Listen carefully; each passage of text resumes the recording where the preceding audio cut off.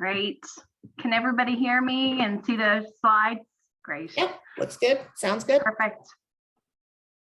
So welcome everybody to the second Ocean of Data Challenge, Coastal Communities and Climate Change, in partnership with COVE, DeepSense, and our friends at Ocean Frontier Institute. Really excited to have you here tonight and looking forward to our presentations. My name is Tanya Lush and I'm the Director of Workforce Development at COVE, and I'm excited to be your Master of Ceremonies tonight. I just gave myself that title. Okay. So here's the agenda for tonight. Please note we are recording. I think Lucia had mentioned that to everybody already. So just a quick introduction for the three partners that are hosting this challenge. Intro to the challenge. I'll introduce the speakers, some question and answers for the speakers, challenge review, some look at the data, and we'll talk about the data that's out there and possibilities for you locating that and using that, and what will happen over the next week, and then some Q&A at the end. So that's what the evening is going to look like. So quick introduction from COVE. So I've got Michael Goudreau on as well. Michael, I don't know, people can't see Michael, can they? No, okay. Michael Goudreau is on with me tonight.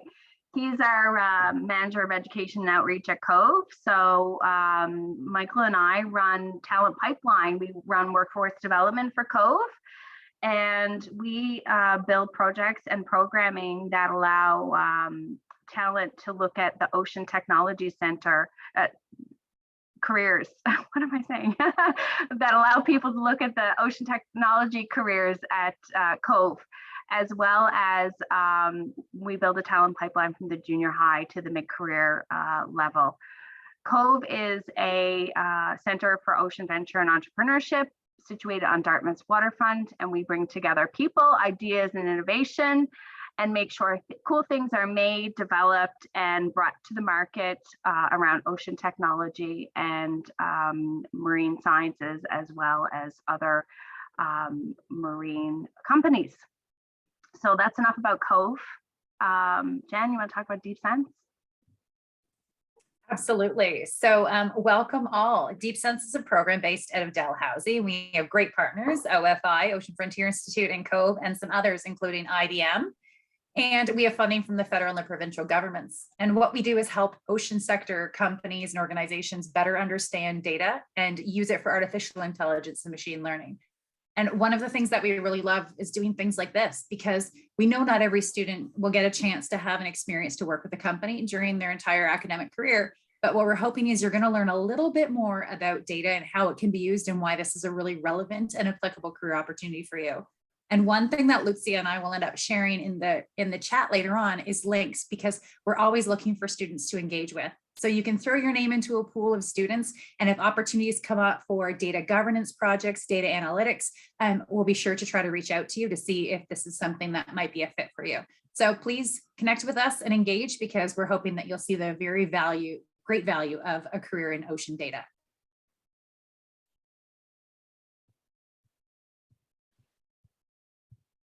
Curtis. Awesome, I can go next. Yeah, thanks. My name's Curtis Martin. I'm on the communications team at the Ocean Frontier Institute. So the Ocean Frontier Institute, or OFI, is a transnational research hub based on a partnership between Dalhousie University, Memorial University of Newfoundland, and the University of Prince Edward Island. So we work in a number of different areas, one being international policy. So we try to connect research with decision makers at the international level. We also have a range of research projects, some being on the larger scale, multi-year projects, and some being more on the sort of one-year, smaller scale called seed funds, which are more aimed at commercialization.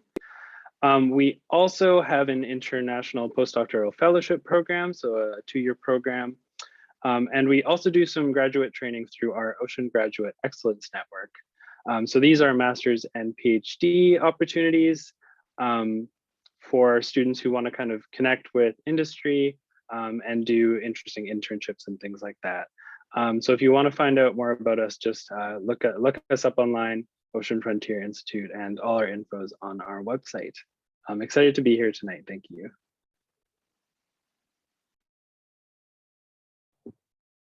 Thanks so much to our partners. And what I love about partnering with both the Ocean Frontier Institute and with DeepSense is that we all have a really important common theme, and that's our love of the ocean and attracting young people into our sector, because that's really a huge part of our work, and that's why we're doing this data challenge tonight, and that's why you're all here.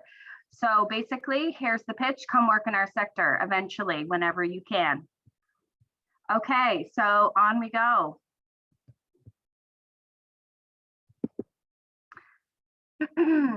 So how is climate change impacting on coastal communities?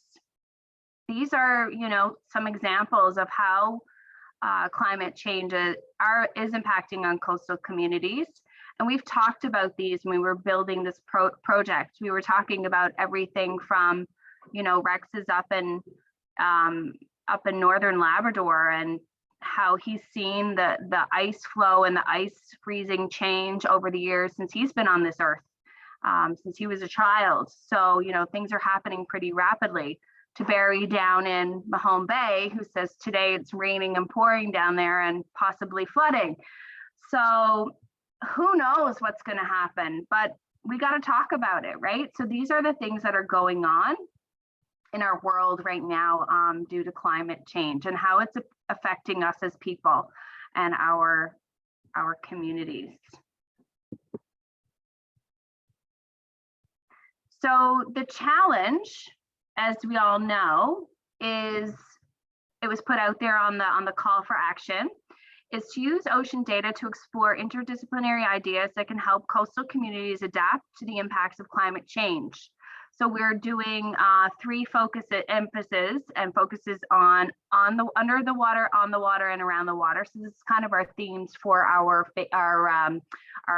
challenges. We hope to use this as a theme each time when we look at the data and the challenges.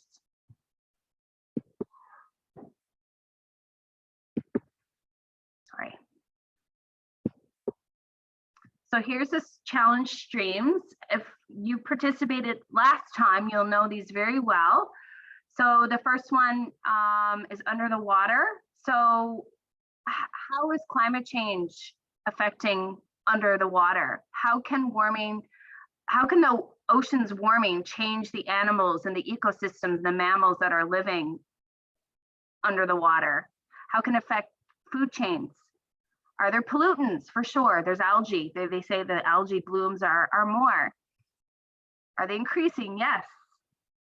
Yeah, and what are the changes in the chemical composition of water? On the water, so we're also looking at data on the water. So extreme weather events, which we're seeing, amazing how we're seeing this in our lifetime, right? The stuff that we're seeing, these ice storms, and today this massive flooding and this massive rain we're having today. How are ships adapting to the sudden changes in weathers and in weather events and storms? Ships are out in the ocean, they're weathering harsher storms.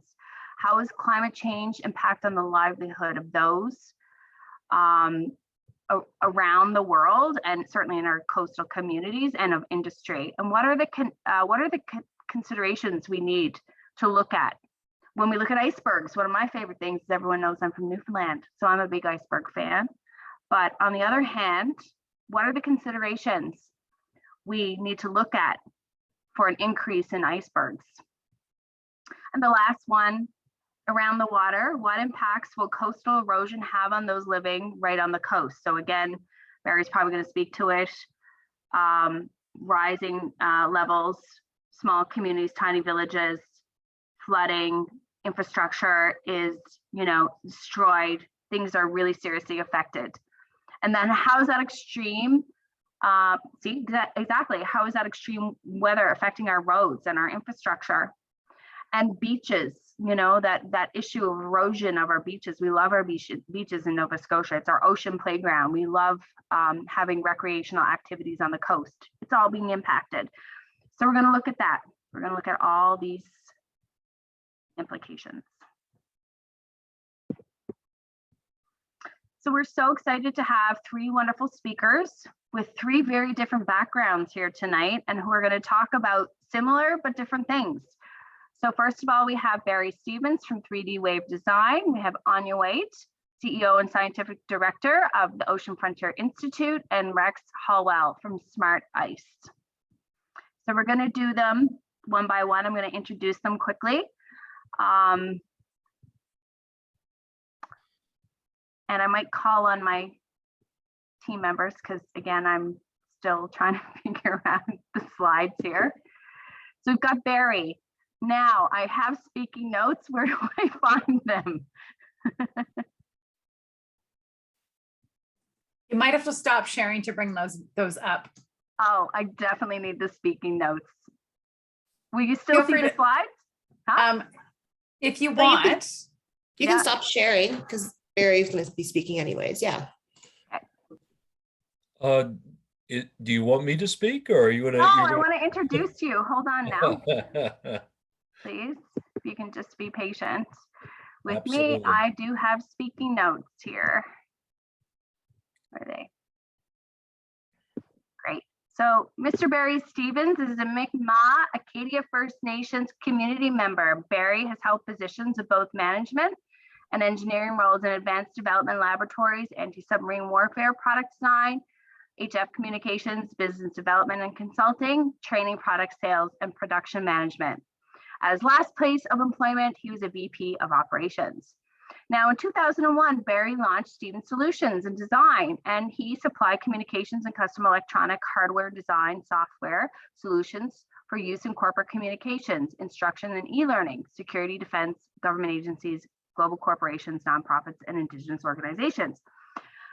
But then as his company focused on R&D efforts to climate change adaptation, visualization, and software, 3D Wave Design Mapping Systems was born. So what else can I say about Barry?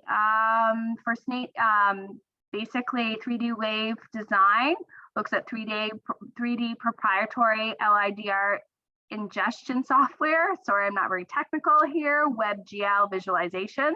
And they've been used by Atlantic Canadian towns, municipalities, and First Nations communities to demonstrate risks and to develop engineered mitigation solutions for council and public review.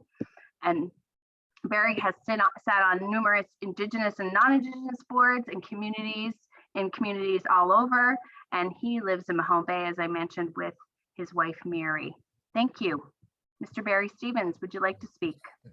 I'm looking behind me for someone else. Mr. Barry Stevens, eh? Yes, sir. So Barry, I have a question. What's your perspective on how climate change is affecting coastal communities? Please tell us what your thoughts are on that, and why young people and why students should really care about this.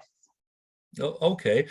Well, first of all, I know I've got 10 minutes and I can honestly talk about this for 10 hours in 10 minutes and specifically to why the students should care. But I'm going to give you some very, very quick background and I'll get into the meat of this. As a First Nations person, I'm very much in tune with the outdoors, have been all my life. I grew up in this area. I moved away, but I came back 20 years ago. Things are not the same. The flora and the fauna that I see, I was an active fisherman, diver, all of that. Things are changing. Sea level rises are changing. There are some people that still dispute that, but I can't see how they can because right now there's water across our main road and it's not even high tide. I know we get storm surges, but every full moon tide is 2.4 meters. When I was young, that was 1.7 meters. I'm not used to this. Now, why am I talking, or why am I asked to talk? I'm not really sure, but I'm passionate about what we're talking about. And okay, so I'm going to say to all these students here, you guys, you are the future.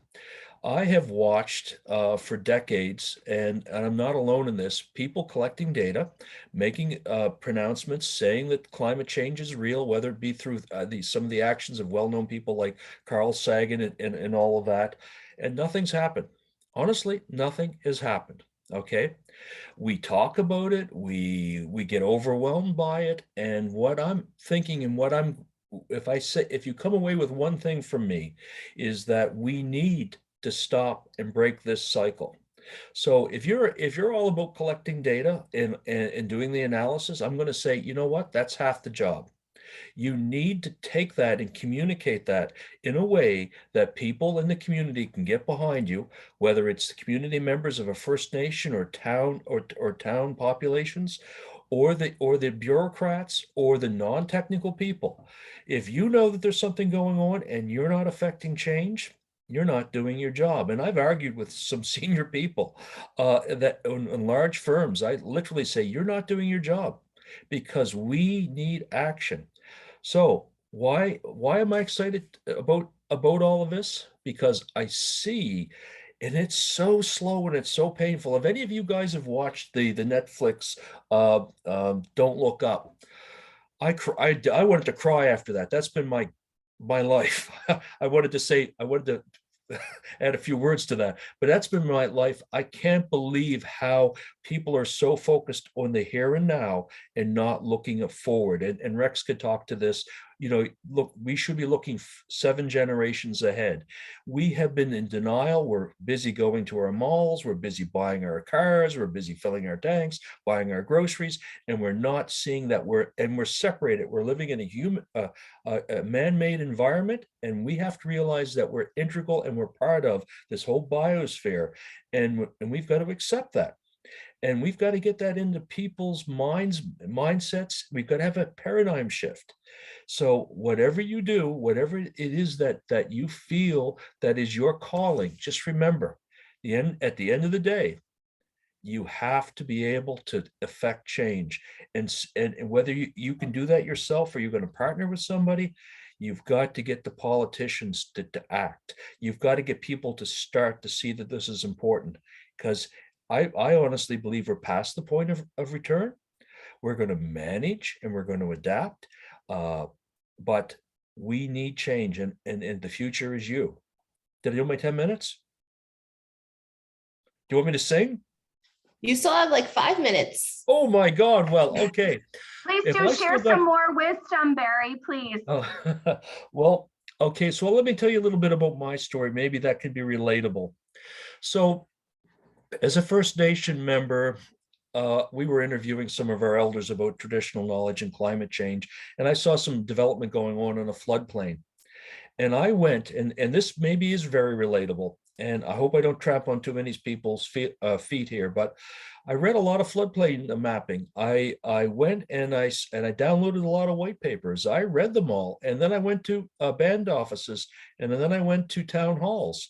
And do you have a climate change plan? Oh yes, let me get my mop and dust it off and bring it out to you. People had it. They've had them for 7 years, and here's what happens with them. You're giving them to non-technical people. They get overwhelmed. I'm being very blunt here, but they get overwhelmed and they essentially decide to do what feels good. You know what that is? Nothing. Because they don't want to seem foolish. They don't want to feel embarrassed. They don't want to feel stupid. And the easiest way is to do nothing. So we came at this and said, how can we make this better? So we take, like, I'll say the stuff, for example, and it's going to sound like a sales thing, but we take science from the technical authorities. There's lots of people here, yourselves included, which will be the technical authorities. And we help communicate that in a way that is meaningful, actionable, and people can understand the risk. People can see the way forward.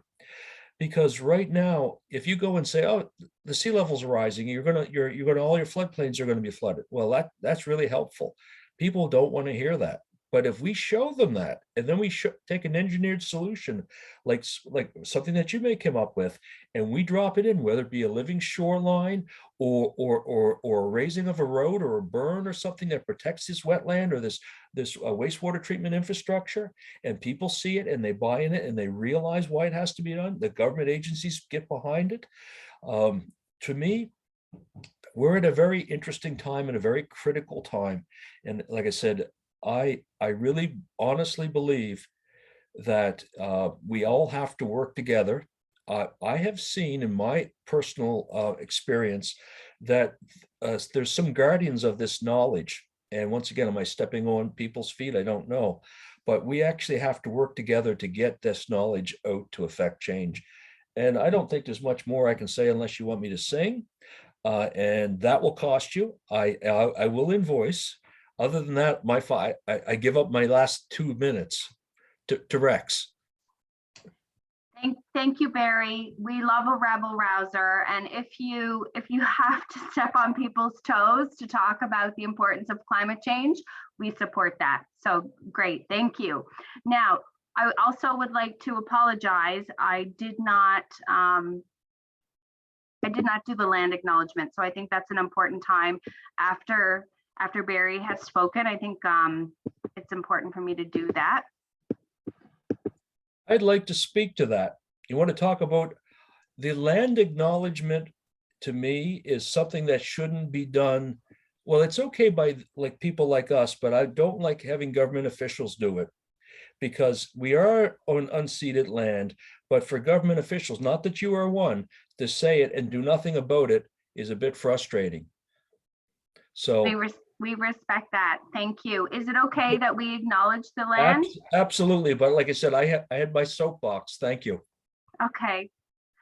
So we all acknowledge that the data that we are using and collecting for this particular challenge, as well as other data of other provinces in Atlantic Canada and Canada, is collected in Mi'kma'ki, the ancestral and unceded territory of the Mi'kmaq people. And this territory is covered by the Treaties of Peace and Friendship. And I agree with you, Barry. That's a good point. So thank you, Barry Stevens. We are now moving on to Anya Waite. She's the CEO and Scientific Director of the Ocean Frontier Institute. I'm just going to give Anya a little introduction here. So Dr. Anya Waite is Scientific Director and CEO of the Ocean Frontier Institute, a transnational research institute that connects Dalhousie University, Memorial University of Newfoundland, and the University of Prince Edward Island. Dr. Waite is also an Associate Vice President of Research Ocean at Dalhousie University, the co-chair of the Global Ocean Observation System Steering Committee, and sits on the boards of Canada's Ocean Supercluster and the Marine Environmental Observation, Prediction and Response Network, which we call MEOPAR in some circles because we love our acronyms. So thank you, Anya, for speaking, and take it away. Great, thanks very much. And I have to say, I really enjoyed hearing you speak, Barry. You may not remember, but I dropped by your office at COVE about 1.5 years ago, and I was just so impressed with what your company does with these beautiful visualizations of coastal sea level rise. And it was just very, very inspiring to talk to you as an Indigenous entrepreneur, as someone who really understands what's going on the coast. So that was awesome. And was great to hear from you today. I'm just going to share a few slides today. I'm not going to spend too much, see if this works. Can you see the proper thing, or are you seeing my? We see the slides. You're seeing the slide. Oh, perfect. Yeah. So what I thought I'd just touch on today is, how do we use all the ocean data that's being collected? And we're collecting a lot of data from ships of opportunity, from buoys that are out in the ocean, from coastal observatories. And how do we actually deliver them to coastal communities? So that term delivery becomes really important. What does that mean? I remember a lobster fisher from southwestern Nova Scotia came up to me and said, I want some of that data that you guys collect. And then the question comes, well, what does data mean to a southwestern Nova Scotia lobster fisher? And how do we deliver it to him or her? And I think that's a really interesting question, because that data that I think is important is not what he or she thinks is important. And so it's that communication with what do our communities want from us and how we deliver it. And that's what I think this hackathon is pretty exciting, because it asks the question to you as students, how can you use some of the skills you have to bring value to your communities through this technical knowledge that you're developing? I think it's really, really important. So my two affiliations, I work here running this Ocean Frontier Institute, which is a big research enterprise, but I also am the co-chair of the Global Ocean Observing System. And that's something cool because it's a network of networks internationally where we pull all data sets from all nations together under one conversation, one umbrella. As you can imagine, it's complicated, but it's a very interesting place to work, and it also links us directly to the UN. So if anybody would be interested in any of those, organizations, or how you get involved and how you, just talk to me, there'll be an email address at the end of my talk.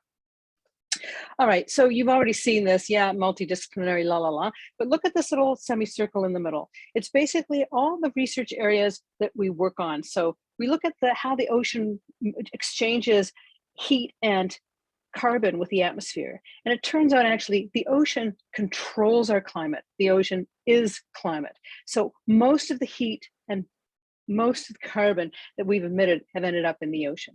So we need to understand how that works going forward if we're going to understand the basics of climate change, let alone how that's impacting our communities. So we build these research partnerships because we need to work nationally. So we work right across the country. We also work with some big observing nations, Germany, the UK, and the US. So what we really want to do as sort of ocean data people who think about how do you measure and understand the ocean through measurement, you want to skate to where the puck is going. Here's our local friend, Sydney, chasing the puck. And we want to lead research on global ocean science challenges. So we do a lot of this discussion. Barry, I was interested in your comments about the government has to do something. That has been our job for the last couple of years now. We've been in ministers' offices pushing this message on the critical role of ocean and climate change and how the government needs to step up and act. And that's not an easy conversation, but I think it's one that we all have to have, and we have to get passionate about it and we have to drive it.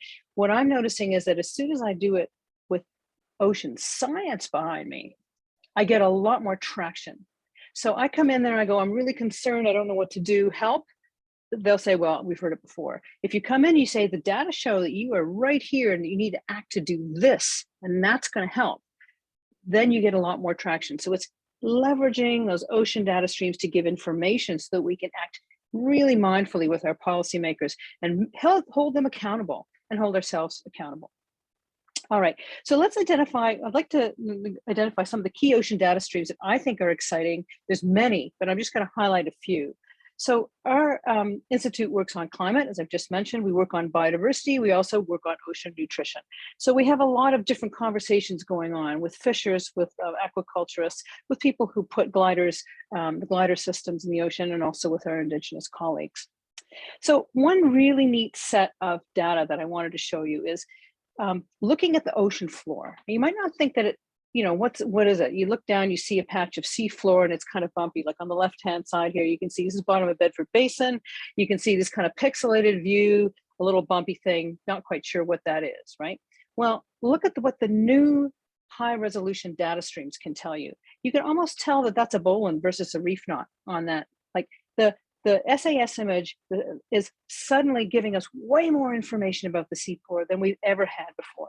So just now, this is your job. Try and envisage, what can you do with that? Who can you inform with that? Is it fishers? Is it somebody with is it sailboat users? Who is it that can benefit from these data? And that's where your creativity comes in. Think about this. This is a beautiful new data set. Other data sets that are coming forward are genetic data, reams and reams and reams of sequences of data that can tell us something about the biology that's in the ocean. So you find a piece of dolphin DNA off Sable Island. Okay, well, what does that mean? Does that mean the dolphin was here yesterday? Does it mean the dolphin was here last Tuesday? Or does it mean the dolphin may have been there a year ago and in Bermuda and it washed up from there? Okay, so the job of the ocean researcher, of the ocean data monger, if you will, is to take those pieces of information and turn them into, of data, and turn them into information that can be usable, so that we can start to say, where are our fish? Where are the endangered species that we have to track? And that they can really become useful to communities. Another beautiful data set that's kind of a more global one. This is all the ship data from LIGHT.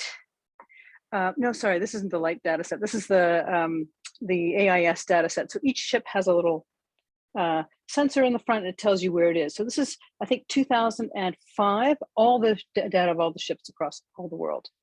And what you can see these big arteries of global trade. You can see, ships moving from the Indian Ocean into the Atlantic, up and down. You can see them going up into the European hub and everything. But there's also some really cool things that you can see. Look down in the southern Indian Ocean.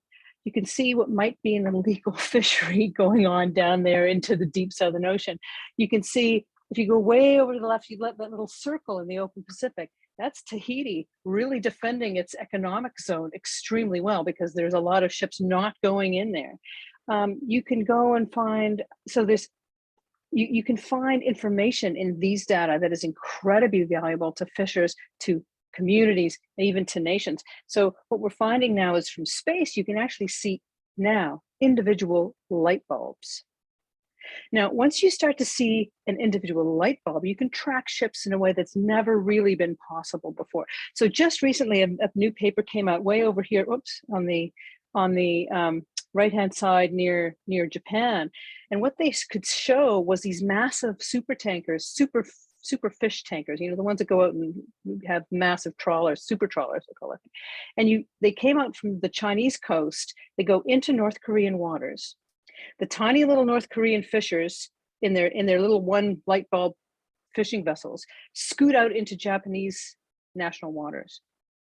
And so you can see a whole international incident playing out just from those light bulb data, literally, that are being seen from space at night. And you can track, you know, what does a super trawler look like as its light signature as it moves around the open ocean? What does the single poor North Korean fisher that's getting scared out of his or her home waters by that Chinese super trawler, what do they think about that?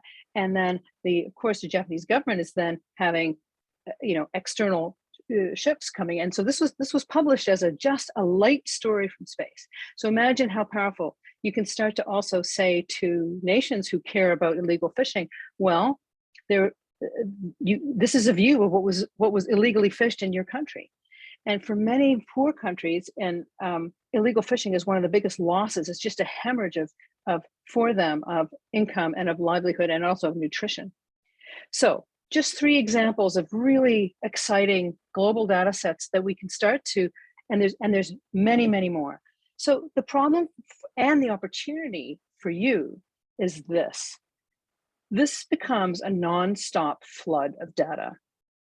And we're now observing and harvesting all kinds of data, but it means that you can't hold on to an individual data set. The data is coming too fast and it's going too fast. Data now flows like a river. You can name a river, you can change its course, you can observe it, but you can't hold on to it. So you need to use new data tools. You need to use new thinking of how you manage what you call a data flow rather than a data set. And once you do that, you can manage this really huge acceleration in data that's happening right now. So I think this is your challenge, because once you start to pull your data together, you start to open up big questions in the world about transparency. Who's collecting what where, and what's it being used for? Are data being used in an ethical way? Are we delivering to communities when we collect data in their backyard? Are we giving them something back? On top of that, then we start to ask questions about sustainability of fishing, of other industries, when we observe things like the sort of the Korean, Japanese, Chinese crisis moment that you can see from space. And overall, we then take a whole new set of exploration. So data then becomes an exploration in its own right. So I'm going to stop here, and I'm just going to say, whoever can turn the data into the best information will help us understand where the ocean is heading under climate change. Thank you.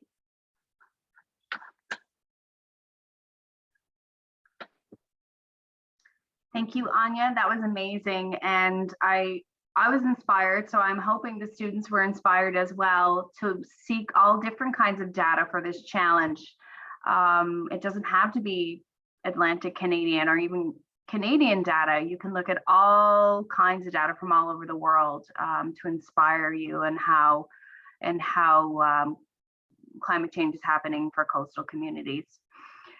So we're going to move on to our next speaker. Wonderful. Where can we get the latest AIS shipping data for Canadian ports?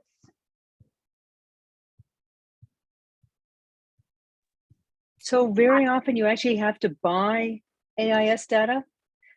So there comes a whole issue right there. How do we get data in a transparent fashion? But that's something we could look into. And Jennifer, you may know more than I do about how to access, particularly for Port of Halifax, for example, those data may be more available. It's a great point, and I'll do that as a takeaway. We can follow up in an email with some suggestions. Thank you. Thank you. So I'm just looking at a couple of questions here that came into the box, but I'm actually thinking that one might be good for Rex that we can do during Q&A. So with no further ado, speaking of Rex, we are going to introduce our next speaker. Let me just get my speaking notes, if you can be so kindly patient with me. Thank you. So Rex Holwell is the manager of, and I'm so sorry, Rex, can you please forgive my pronunciation of this, because I know it is named, but it's Nunatsiavut. Please correct me. Nunatsiavut. Thank you. Operations at Smart Ice.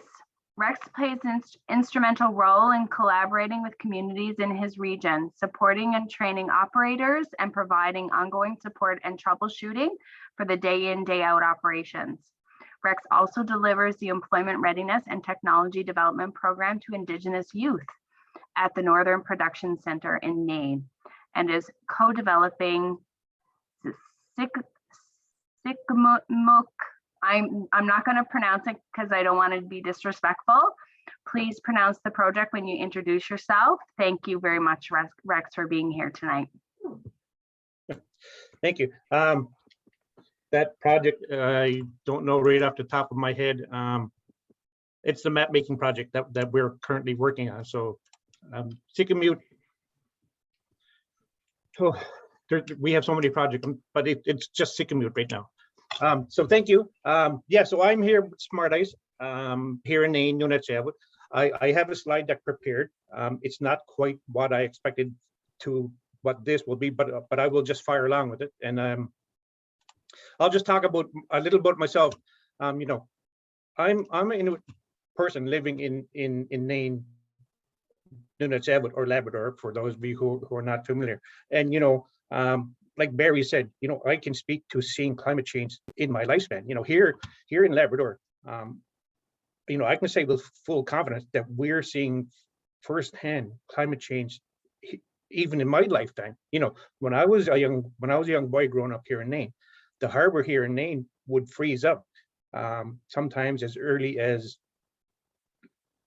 late November. But now with climate change, we're not seeing the harbor freeze up sometimes as late January. So even in my lifespan, from those when I was a young boy 35 years ago, you know, the ice is taking a full month later to freeze. And then on the flip side, when spring comes, the ice doesn't have enough time to get as thick as it used to, and it's not as safe as it used to be. So we're seeing that the ice is a lot unsafer than what it used to be. People can't rely on their traditional knowledge while they're traveling on the sea ice to, you know, hunt for their food or to get wood to keep themselves warm. So it's just leading to people being unsafe while traveling on the sea ice, being unsure and not traveling on the sea ice, or if they do, they're putting themselves at risk. And again, if they don't, it just leads to the cost of living being that much more, of not being able to go out and hunt for seals or caribou. You know, just for the price of a tank of gas, we can go out on the sea ice and get a seal. And, you know, a good sized seal would feed a family for 2 or 3 days. And if you can't do that, then you have to go to the store. And that will just cost them, you know, lead to your cost of living being that much more already what it is. And same thing with the wood. If you can't travel on the sea ice to get your wood to heat your home, well, you got to buy fuel. And that's way more expensive than the tank of gas just to go get a load of wood. So again, I'm seeing it. A lot of people here in Nunatsiavut are seeing it. And with Smart Ice, the great thing is we're taking this information, this data, which is we need young people like you here now to come up with ideas like Smart Ice and to collect this data and figure out how to get it out to the people. Like Anya was saying, we get a lot of data, but we have to decide on where we're going to give it to. It's no good to get tons and tons of data if the people aren't going to use it.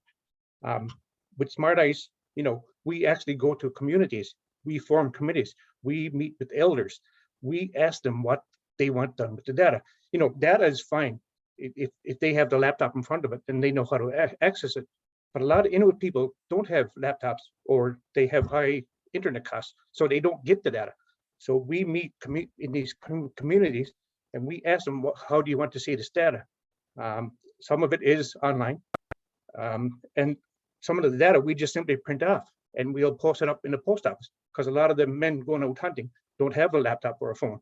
So, you know, weekly we'll go out on these runs and we'll post them up where everybody can see it. So that was a very important point that Anya made, is we collect the data, but what we do with it is very important. Especially when it comes to Inuit people hunting on the sea ice. And, you know, they're unsure of it. With this data, you know, it's a tool. We tell them, don't rely on the data as your primary source of information.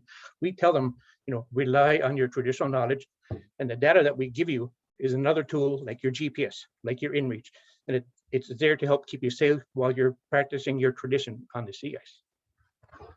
Okay, so for the slide deck, again, it's a bit too much, but I'll just fly right through it. So do you see which one? We see it, but you're lagging a bit. So I don't know if you want to turn off your camera. Okay, so I'll turn off my camera, and that should help. How do we turn off my camera?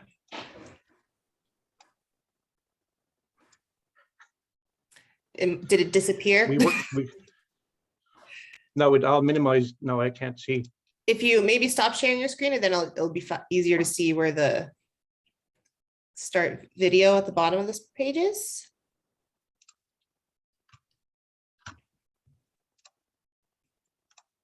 Okay, there we go.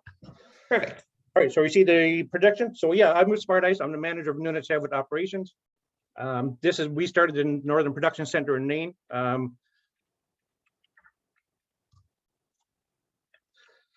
It's a wall of text, but I'm not going to read it out. You know, we're a community-oriented social enterprise that offers climate change adaptation tools designed to incorporate serious monitoring data with local indigenous knowledge of sea ice conditions, which can contribute to more informed decisions regarding safe land, water, and sea ice use. You know, that second paragraph, you guys can read that, but you know, we're in just about every community in Canada's north. We're expanding. It's great for Smart Ice. We're expanding really good, really fast, but it's bad for the climate, for the environment, because everybody in the community sees a need for our technology. Yeah, like climate change is going to, I mean, no doubt it's everywhere, but it's going to affect the north first. Like again, here in Nunatsiavut, we're seeing it now. You know, the sea ice is huge. People say it's a part of our culture. It's not a part of our culture. It is our culture. So, you know, that sea ice, people, I'm sure you've heard it before and you'll hear it again. You know, it truly is and really is our highway to everywhere. Without that sea ice, you know, people can't hunt. People can't practice their traditions. And it just leads to the cost of living. And, you know, it has and it will, you know, it costs people's lives, unfortunately. Here we have Andrew. Andrew's vital. Andrew lives way up in Pond Inlet. And, you know, what he's saying there is true to every Inuit person, you know, essential to maintaining our way of life. Even me today, you know, I was out deploying one of our sensors to collect the data that we can give to people to hopefully keep them safe. And that's what Andrew does up in Pond Inlet as well. So we do have two sensors, like I mentioned before. We do with the NPC. What I do here in Nain is we actually build the Smart Buoy. So what you see in that image is a Smart Buoy, and that's actually assembled here in Nunatsiavut by Inuit youth for Inuit people across Canada's north to hopefully, you know, keep people safe while they're traveling on the sea ice. And we're proud to say that we're probably one of the first companies to be doing something like that. So that one sensor that you see there, that's a Smart Buoy. It's a stationary sensor. If you can imagine, it's just a 9-foot long thermometer. I just actually deployed one here today. So we dig a hole in the ice, and that just goes into the water. And in the center, on the diagram on the right, you can see they're little thermistors. They're like little individual thermometers. And what it does is when it's frozen in the ice, we can tell how thick the ice is, depending on the temperatures. And then we have our mobile sensor called a smart chromatic. It's a EM31, so it uses electromagnetics, and it sends a signal down, and it can tell how thick the ice is, depending on the signal strength coming back. And this works on salt water. So, you know, you can see in the video, you know, the operator just traveling along, and there is a little 7-inch handlebars. You can see a picture there. And as that person is driving along, it'll tell them in real time how thick the ice is. So all of that data is big. We need to get it out to people. So our smart ice data goes on for a website. They're out of Santa in Quebec. So all of our there, you know, that we met with community, we've added the easiest way for input on how to put it on this website. And what you can see there, there's a scale that can tell you it's color coded how thick the ice is. And a lot of, when the operators come back, they'll actually screenshot that, print it, and they'll post that up into the common areas where people who don't have internet can see how thick the ice is. And we've met with our other community organizations and asked them what we'd like to see. And this was from a community management committee on Inlet called Mute, where they actually wanted a few good ideas to have printed out in communities about traveling on the sea ice, and that's what you see there. And that was one of our projects that we did. So yeah, there's also we, along with societal values, we bring it in to talk to the youth to give some knowledge that may have program where we I'll just jump to the second paragraph. We open the NPC and we give the employee, the youth, the employment readiness training development program. Upon graduation, we will hire them back on, and we turn from a training facility. And like I mentioned before, we'll actually have the youth assemble these smart buoys to be shipped in Canada. Program for need. So any youth that is not in education, employment, or training. And you can see this is part of my first cohort. You know, they really enjoyed learning on how to assemble the smart buoy and what the smart buoy does. And as of date, we've successfully put off 4 cohorts of youth where they've done this. So we teach many things. I'm going to go through the whole end of the course, help to make ways, skills to move to better positions in community or in the community or abroad. So we started in funding, but now we're expanding really. We're expanding to water. It's great for us, it's unfortunate for us because of climate change. Everybody is seeing the need for tools such as smart ice. And that's it.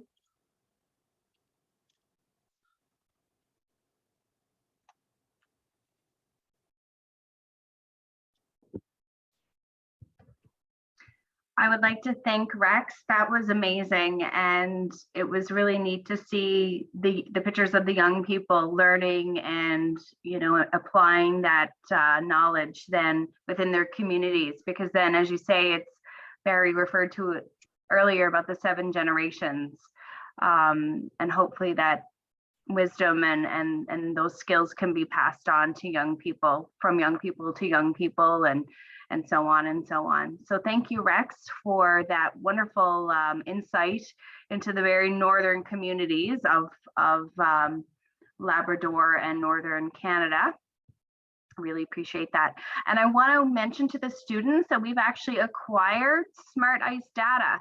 So they've been kind enough to share a lot of their data with us. And I believe, Lucia, we're going to share that. Is that going to be part of our data pool that we're going to be able to share with students? Yeah, I just checked. I thought it was someone already uploaded it, but they didn't. So I'm doing it now. Great. So you will have access to the Smart Ice data that they were kind enough to supply to us. And there is data from Pond Inlet up that far north. So that's pretty cool.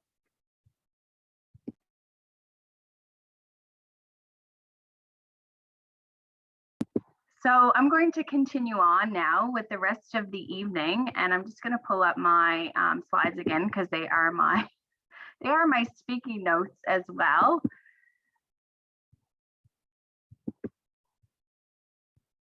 Sorry, just bear with me here. I think next up we have a little Q&A with our panelists to answer any questions. Oh, great. Okay, so let's start the Q&A. There was, Lucia, there was a question in the box there, but I think it was directed towards Barry, but I think it would probably maybe better suited to Rex. Can you have a look? It's still there. Yeah, we can pull it up. Do you want me to read it out? Yes, please. All right. So how do you see climate change affecting the northern parts of Canada, and how the increased shipping activities through the Northwest Passage will impact marine life and Inuits in the region?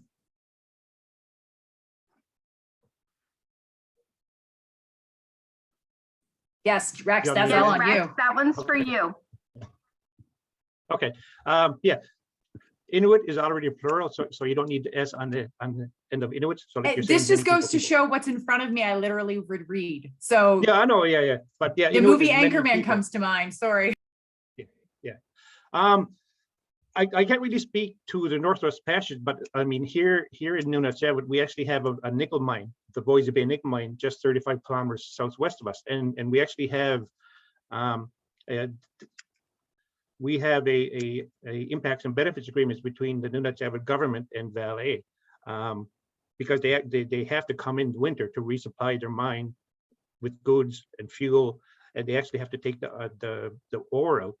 So 4 times in the winter we have a icebreaker come in, and it cuts Nain off right off from the rest of the other communities south of us. So through meetings with people in Nain and the governments, we actually Valley and Nunatsiavut government came up with a marine shipping plan where they're only allowed to come in certain times of the year. They aren't allowed to come in during the when it's starting to freeze, and then they aren't allowed to come in or leave when it's melting. Because at a certain point in the spring when it's melting, then you'll just cut us off altogether. So there's a couple of cutoff points. But a lot of people were concerned of that. Like I mentioned before, when that ship comes in, it's cutting off our ice highway from here to the rest of the community south of us. So they actually came up with a pontoon structure that as soon as the ship comes by, there's a contractor here in Nain that will actually deploy this aluminum floating pontoon structure like a minute after they're gone by, and people can travel over that ship's track, when it's water. So that's one of the things that we've done here in Nunatsiavut for the winter shipping. I can't really talk. A lot of people were concerned about the marine environment. A lot of people were concerned about the seals that would go into the ship's track and then it would freeze. So a lot of people were worried about, unnecessarily seals coming in and unnecessarily dying. And that does happen. I went on a smart comedy run last week, and the ship's track was actually after going by and froze in, and we ran into 2 seals that were on the sea ice because it froze in and they couldn't get back in. So it was lucky though, but we told a few hunters that where they were so they get them. But we are seeing the impact of those shipping routes when they come in and they interrupt the sea ice, right?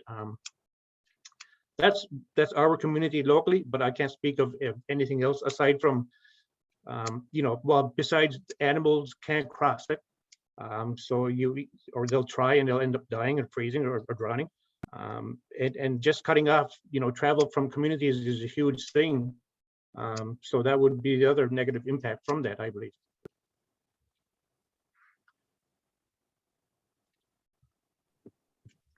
Thank you very much, Rex. You've really demonstrated how it affects both the people and the wildlife and animals that live in your communities. I can see the impact for both humans and the creatures that live around you as well.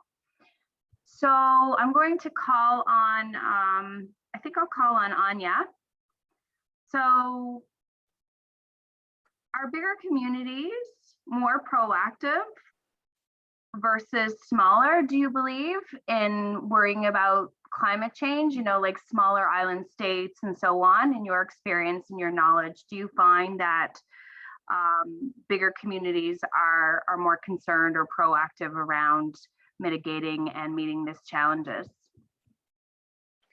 Look, I think there's a wide range of responses, and a lot of the time, if you've been impacted, like as you suggest, a small island state, you're super vulnerable to sea level rise and the other impacts of climate change. So it can actually be the smaller communities that are more vulnerable, more active in communicating around it.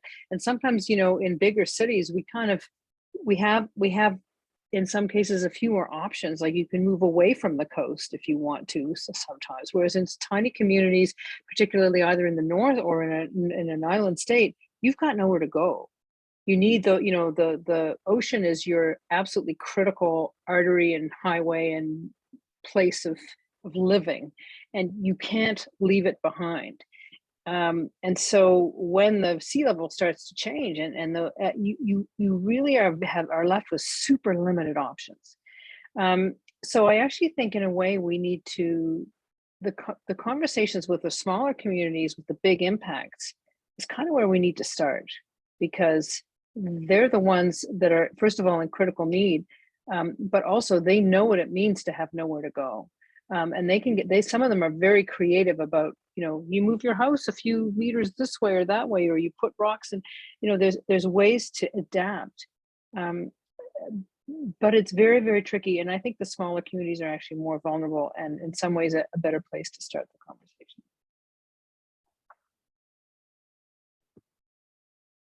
Thank you very much. I had the opportunity to travel to the Maldives at one point a few years back.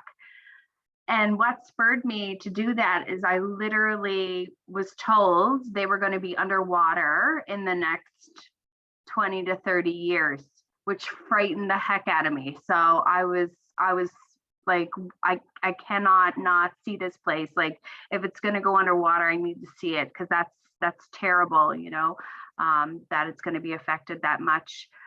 Have you heard that too, Anya, in your conversations, in your circles, that Maldives will be underwater soon? I think there's a number of, I mean, probably not the whole Maldives, but there's parts of them for sure. And there's parts of in our coasts, you know, even you look at Nova Scotia the other day, Hurricane Dorian, right? Blasted through a bunch of government wharves, which were really important for fishers to get out and have their livelihood. And those, the sea levels were just not there before. So those government wharves didn't look vulnerable, didn't seem vulnerable, but suddenly all the infrastructure is getting hit. So I think, you know, we're seeing the combined impact of climate change increasing things like hurricanes and increasing the intensity of the hurricanes. They're also increasing as hurricanes are driven by the warm surface water, right? So warmer the surface water, stronger the hurricane, more moisture gets into the hurricane, and that makes it really long-lived. So now Ontario is actually experiencing Atlantic hurricanes. And when I grew up, there were no hurricanes. Those were things that happened down in the tropics. You know, you saw those little sort of blurry pictures of palm trees on the nightly news when they were talking, yeah, big hurricane down south. We didn't have them here. So hurricanes are going faster, they're more intense. And what they do is they lower the air pressure so that the sea level, even if it's rising, you know, more broadly regionally, it then lifts up yet another, sometimes even half meter, because the pressure of that low pressure system, that hurricane is low, and so sea level goes right up. So, I mean, I think that we should be probably starting near home. and asking ourselves, what are the big impacts? But globally, we're seeing them a lot of, the term blue economy that we hear all the time, that actually was developed by island nations to say, we have to save our blue economy. Because if we, and I think now it's been very much co-opted to the point that the term blue economy has been used, it's used everywhere. It just means something that somebody making their living in the ocean. But it's an interesting point. Thank you. And speaking of closer to home, Barry Stevens has something to say about this. I'm sure it's probably closer to home than the Maldives. Barry? Oh, thank you. A couple of things. I was asked a question about, do I have a hard time getting the data sets and all that? And no, the data exists. It's just not being used. For our example, like say the bathymetric data or the geo LiDAR or whatever, it's there and it's just so huge, and we've taken it and parsed it so for use for people. But to Anya's point, there was a report, an engineering report for the town of Lunenburg. Now, town of Lunenburg, if any of you know it, is a historic town not far from Halifax. It's on a drumlin, it's fairly high, it's known for its rolling hills. But however, it's a peninsula. There's a front harbor and there's a back harbor. And the town of Lunenburg during Dorian had an amplified storm surge in the shallow back harbor that inundated their wastewater treatment facility. So we did some modeling there, and we took their engineering report that had been sitting on the bookshelf for 7 years and put in the sea level rise and the different storm return events, 10, 20, 50, and 100. And you know what the big issue is? Sea level rise. Because to get on that peninsula of those rolling drumlins, there's an old Mi'kmaq portage route that goes between front harbor and back harbor. And it's been manipulated by man, and it was used as a dump and this and that, and it's been filled in. However, it's all vulnerable. And to that end, nobody in the town, including the operations people, understood that until it was visualized. And you talk about close to home, I want to drive this one home. So in that area where it's somewhat underdeveloped, and it's been developed here in the last 10, 20 years, the areas that's going to be flooded first, guess what? We put our new fire department on that. We put our new school on that. Oh, we have ball fields, hockey rinks, curling rinks, community centers, all on that floodplain. Oh, we've got industry there too, by the way. We've got 2 major employers there. So everything except, and that's on the front harbor, that's the deep harbor. On the back harbor, we have our wastewater treatment plant. You couldn't make worse decisions because they built it there years ago because it was flat and accessible. It might have been not the perfect place to have a house, but it was fine and they filled it. But sea level rise, it's coming, and it's not storm surges. Storm surges can be managed in the sense with living shorelines, but the absolute slow rise of sea levels on these floodplains, it's a big deal. We're going to have to go over and learn from, go over to Holland and learn from the Dutch. That is so interesting because I actually have the close contacts in the Lunenburg Town Council, and they were absolutely freaked out by that incident because actually there are government, like national regulations that were potentially breached, and so that the whole council was going to be held accountable for the fact that sea level rise has threatened their wastewater treatment plant. So these issues are huge. Like that, somebody can lose a councillor can lose their house because the government says you've breached the Environmental Protection Act or whatever I can't remember the name of the act, but it's an act that they really, really care about. So these are like, and this is just the last few years. There's been huge discussion in Lunenburg about what the heck do we do? And Lunenburg isn't the only, they're probably the most wealthy of the small towns, right? You've got Bridgewater, you've got Liverpool, you've got Mahone Bay, like they all have those issues and they don't have the resources to fix them. And they need people like you to tell them, look at when I model inundation, this is what's going to be underwater, right? Because otherwise, how are they going to act? to that point, and to defend Lunenburg, you know, it's all taught, everything's time and money, right? And they had that report, and I'm going to say most people didn't understand it or the implications because it wasn't communicated. The risk wasn't communicated at a I'll say at a personal or an institutional level. So when Dorian came in, just by happenstance, I was asked to speak to the mayors of Lunenburg County. And I was in front of like all the mayors of the municipalities and all the little villages. I think Queens was even there. Nobody paid any attention to me except the mayor of Lunenburg at the time, because she had just suffered a severe loss with Dorian. It became real, it became personal. We modeled that, and then changes happened. They know how to. First of all, they know that the backflow from the culverts is part of the real big issue going into the lowlands. I mean, it's a truth once spoken is self-evident, but based on that, immediately they went out and started working with those culverts to stop the backflow. Prior to that, nothing happened. So unfortunately, I hate to say, do we all have to have our towns flooded before we do anything, right? Mahone Bay, we've got flood maps for Mahone Bay, and sorry to anyone if I'm hogging this. Mahone Bay is basically built on a floodplain. The older part of town, you put in, you know, the sea level rise and those famous 3 churches. They're right up to halfway up the old part of town. But they're being progressive. They had a report. We won a competition and we did a model for them, and they immediately saw, now we've got to drop in the engineering drawings and see what it looks like. Can you model it and show us how it works? And they've sought funding, and they got some funding, and they're going to be doing a pilot project this spring. Once you give people enough information to make the decisions. So back to that person who asked me, the data exists many times, but it's not in a digestible format. So I really think that, you know, and as you said, it's a flow now, right? And whatever I do, like a sea level rise, unfortunately, it's a snapshot in time. However, we're doing something. Thank you. Thank you to you both. I have a question for Rex now. Rex, can you tell us any barriers or any major challenges you guys had when you started collecting the data from the very beginning?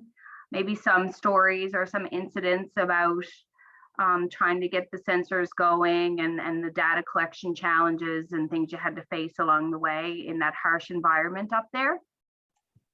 I've only been with Smart Ice for the last 3 years, but Smart Ice has been here before that. I can't really speak before that, but we're the smart company is pretty good at what it does, but we found we had to ruggedize it. So I mean, we're traveling on a sea ice, and it's not, you know, like your road, or a good road anyway.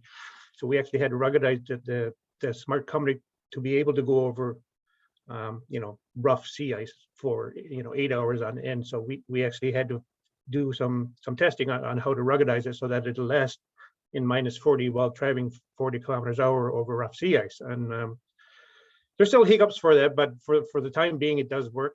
You know, it's very simple setup. You know, we have a training program where we train operators, but I mean, we've got it down pretty good. So somebody who has a bit of knowledge to do basic troubleshooting and who has a little bit of tech in them, that they are able to do that. The Smart Buoy, we're still encountering problems with the actual Smart Buoys. If you can imagine, if you're putting electronics into salty, cold sea ice and through ice, or the water and the ice, you know, I actually did the trip I did today. One of our Smart Buoys actually failed because water got into it. So we're still hammering out a few things with it, but for the most part, you know, we get one failure out of 100, and that's to be expected when you're dealing with, you know, -40 and sea ice current and everything. So, but we're still revising the equipment, and it's just going to be an ongoing process. You know, it's never going to be perfect to be working in the frigid temperatures or in the water. So we're doing our best with what we can for now. Ask a question that I think all 3 of you would have experienced. How do you handle when some people either don't want to hear what the data says, or are reluctant to share the data because maybe they're afraid that the wrong thing will happen with it, that maybe somebody will use it for the wrong purpose.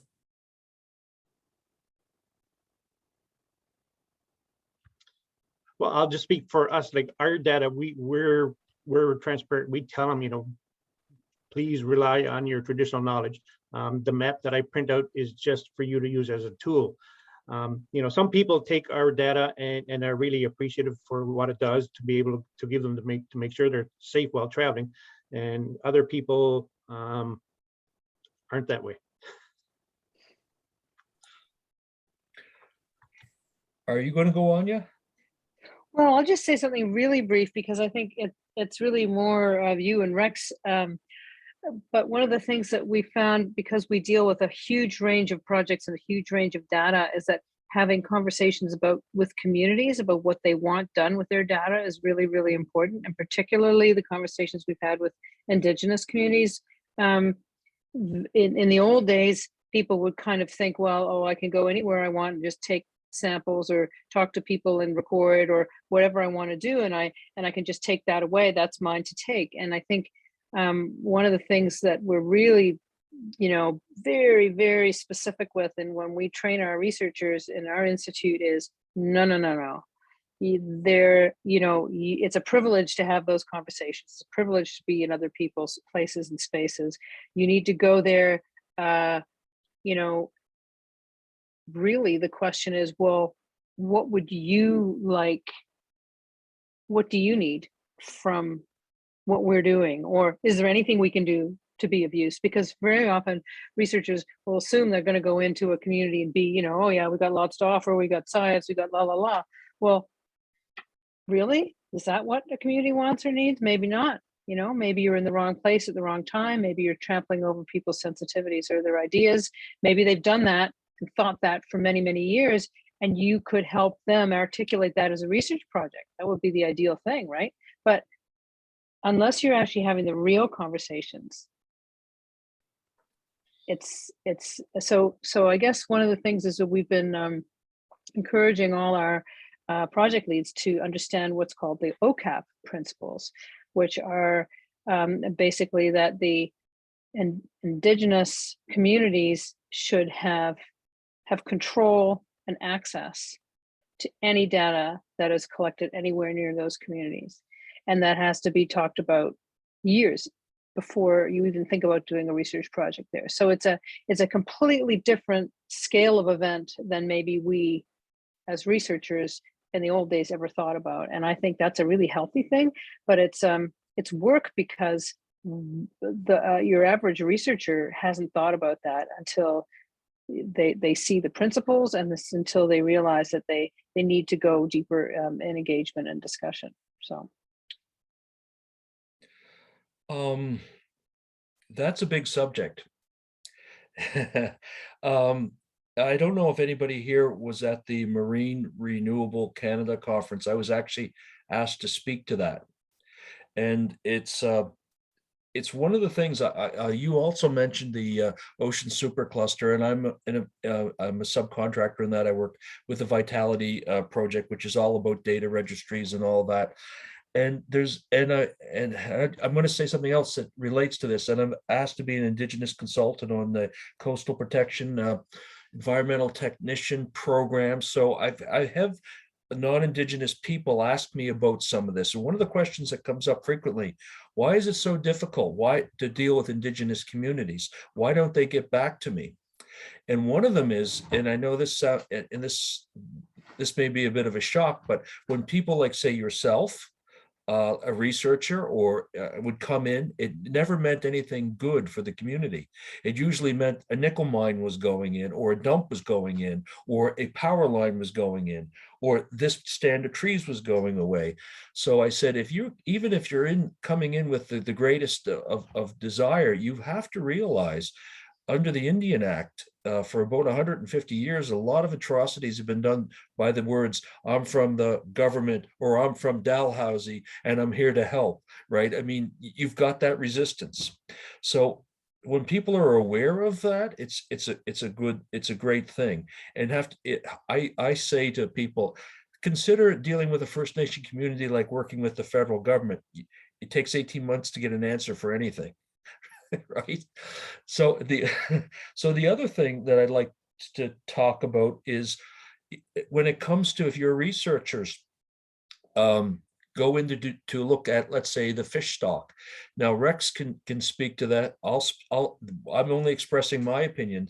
When I've sat on this environmental protection group, they referred to everything as protein or cellulose, or, like it's a fish, right? Don't call it protein, because it's a complex thing, but not everything's a resource to be exploited. It's to be something to be more like to be a true steward or a guardian, to take care of, to make sure it's there, it's to respect that it has a life and all of that. So when people come in and say, well, look at that, there's that many ton of trees, you're not going to win over any Indigenous people or any band councils. There's that many pounds or tons of protein. Once again, I think it's just a world perspective. And when I hear you talking about that, I think it's a step in the right direction. Now, I gotta run. And I just wanted to answer this one person's question about the data source. Finding data is not a problem. The data that I typically use is through GeoNova, and it's provincially collected. So with that, I'm going to say goodbye to everybody. And thank you so much. It's been a pleasure. I was very encouraged by all the other panelists. I've left my email there, and everyone have a good evening. Thanks, Barry. I believe, thank you, Barry. I believe Anya has to leave as well. So Okay. I think it's a good time to wrap up the Q&A session with our speakers. Thank you to all of our speakers. We appreciate it. Thank you Thanks so very much. much. Super interesting. Thank you. So I'm going to move on now with the rest of the presentation to set everybody up with our challenge.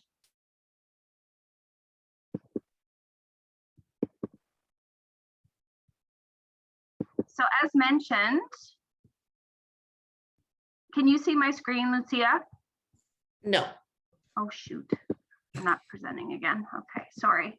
I forgot I'm not in the presenting mode again. Let me do that. 1 minute.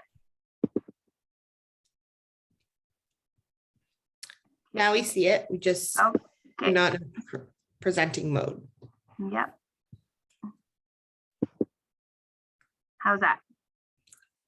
Yes, now it's good. Perfect. So students, for the competition, you have to use ocean data to explore the interdisciplinary ideas that can help coastal communities adapt to the impacts of climate change. So I mentioned this earlier as an introduction to this whole evening. These are the things that I touched on, right? So you have to come up with those ideas. Your submission, so with regards to data, Lucia actually, she shared in the box, there is a whole file on data. Everybody can see that there in the chat box, and everybody can access that data. So those are just suggestions of data. There's all kinds of other data, but these are open sources that all of you can use. So your submission must include some form of open data, and it must be referenced or clearly stated in your submission. So as I said, there's so much data out there about under the water, on the water, and around the water. And it could be historical climate data for the province. I just pull these just to give examples of the variety. So data from the provinces, could be our very own Smart Atlantic Buoy data, which we appreciate because we're part of that project as well as Jen.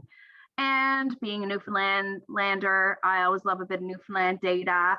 So Newfoundland Labrador coastal change, open data is out there, and community-based seawater monitoring for organic contaminants and mercury in the Canadian Arctic. So what I did was I pulled things from all different kinds of coastal areas, and I just threw them up there to give you an example of all the neat different kinds of data that are out there. But in that file in the chat box, even more so. So reams of it, reams of data. So here's the rules, everybody.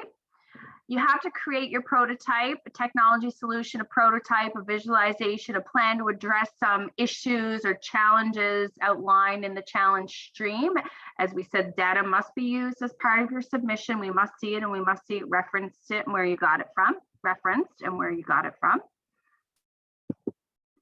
You must own the rights or have written permission from all owners of ideas, design, software demonstrated in the competition. Competitors can work solo, or you can be in teams up to 5 members. You are not allowed to submit projects containing confidential information. We want to see open source things that you have privy to. And you must be a current or part-time or full-time student and have graduated in the last 12 months from an academic institution in Atlantic Canada, meaning New Brunswick, Nova Scotia, PEI, or Newfoundland.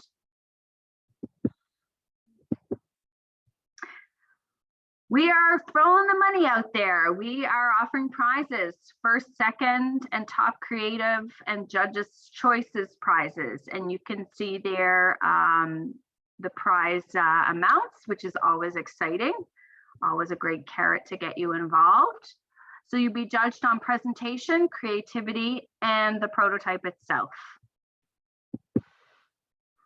This is the schedule.